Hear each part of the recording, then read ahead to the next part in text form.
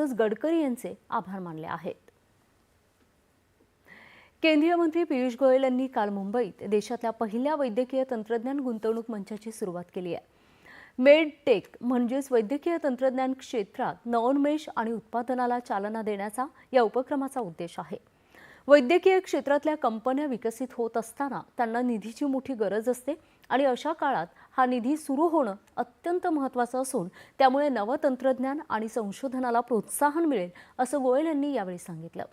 गेल्या काही काळात भारतानं विविध देशांशी केलेल्या करारांमुळेही या क्षेत्रात नव्या जागतिक संधी निर्माण होतील असा विश्वास त्यांनी व्यक्त केलाय। 1000 कोटी रुपयांच्या या निधीमुळे देशात पुढच्या 3 वर्षात मोठी गुंतवणूक येण्याची अपेक्षाही त्यांनी यावेळी बोलताना सांगितली। गोयल यांनी उत्तर मुंबईच्या कांदिवली इथल्या शताब्दी रुग्णालयात आधुनिक वैद्यकीय उपकरणांचंही उद्घाटन केलं। सार्वजनिक आरोग्य सेवा अधिक सक्षम करण्यासाठी सरकार कटिबद्ध असल्याचं गोयल यांनी सांगितलं।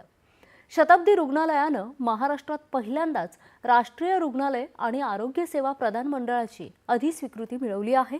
आरोग्य सेवांचा दर्जा वाढवण्यासाठी हे मानांकन उपयुक्त ठरेल असंही गोयल म्हणाले। दहिसर इथल्या रिव्हर व्हॅली ब्रिजचंही त्यांनी उद्घाटन केलं आणि या पुलामुळे दहिसरमधलं दळणवळण सुधारेल असंही ते म्हणाले। त्याशिवाय संजय गांधी राष्ट्रीय उद्यानातल्या वनराणी या टॉय ट्रेनच्या नूतनीकरणानंतर या ट्रेनचं लोकार्पणही त्यांनी केलं आणि त्यानंतर त्यांनी छोट्या मुलांसह या टॉय ट्रेननं प्रवासही केला।